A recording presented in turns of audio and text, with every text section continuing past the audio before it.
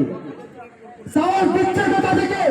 সাহস তাদের একটাই, বিগত দিনে যতগুলো নারকীয় ঘটনা ঘটেছে এখন পর্যন্ত কারো বিচার হয়নি। এই রাজ্যের মাটিতে হাতরাস হয়েছে, এই দেশের মাটিতে অন্যায় হয়েছে, এই দেশের মাটিতে কাঠামো হয়েছে। বিজেপি শাসিত জায়গাতে বিলকিস বানুর হত্যাকারীরা আজও ঘুরে বেড়াচ্ছে, কারো অপরাধীর কোনো সাজা হয়নি। তাই অপরাধীরা একের পর এক অপরাধ করছে এবং ধর্ষণ করে খুন করে হত্যা করে দিচ্ছে। আজকে তারা খোলামেলা ভাবে ঘুরে বেড়াচ্ছে। প্রশ্ন করবেন না? আজকে বাংলার যুবকেরা কাজের দায়ে উড়িষ্যাতে হকারি করতে যায়, সেখানে বাঙালি মহিলাদের পিটিয়ে পিটিয়ে মেরে সেখান থেকে তাড়িয়ে দেয়। মমতা ব্যানার্জি উড়িষ্যার উপরে তো কোনো চাপ প্রয়োগ করলো না। এই বাংলার যুবক বাবা মার মুখে দুটো অন্ন তুলে দেওয়ার জন্য যখন সে খেতে পাচ্ছিল না, সে কাজের জোগাড় করতে ভিন রাজ্যে হরিয়ানা পাড়ি দিল। সে হরিয়ানাতে কি ঘটলো? গোরক্ষক বাহিনী, যারা গোরক্ষক, মানে কি আর বলবো আপনাকে, ভারতবর্ষের মাটিতে যতগুলো গোমাংস রপ্তানির কারখানা রয়েছে, একটা কোনো মুসলমানের নয়, একটা কোনো দলিত হিন্দুর নয়।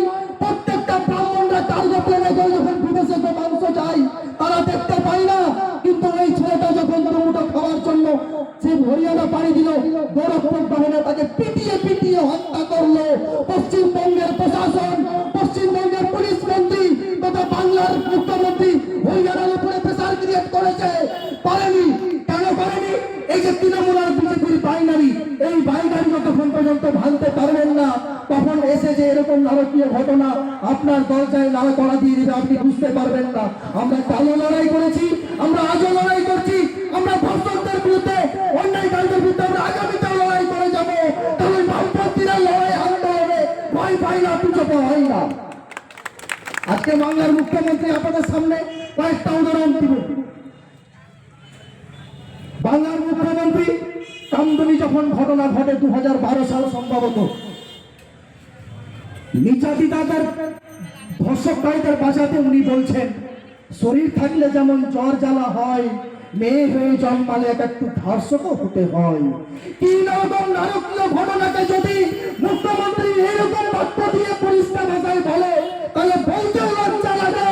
এ রাজ্যের মহিলা মুখ্যমন্ত্রী যে ধর্ষকদের বলে ফুল ধর্ষণ হলে 40,000 টাকা দিব, হাফ ধর্ষণ হলে 15,000 টাকা দিব, ধর্ষিতাদের রেট ফিক্স করে, কিন্তু ধর্ষকদের সাজা উনি দেন না। আজকে আপনাদের কাটুয়াতে ঘটনা ঘটলো, আপনার সম্ভবত ওই সুন্দরবন এলাকায় হাঁসখালির একটা ঘটনা।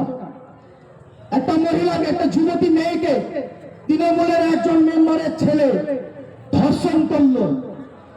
রাজ্যের মুখ্যমন্ত্রী বলছে এই সরকারকে বদনাম করার চেষ্টা করা হচ্ছে, এটা একমাত্র বদনাম করার চেষ্টা। এখানে ওই মহিলাটা কি প্রেগন্যান্ট ছিল দেখা উচিত।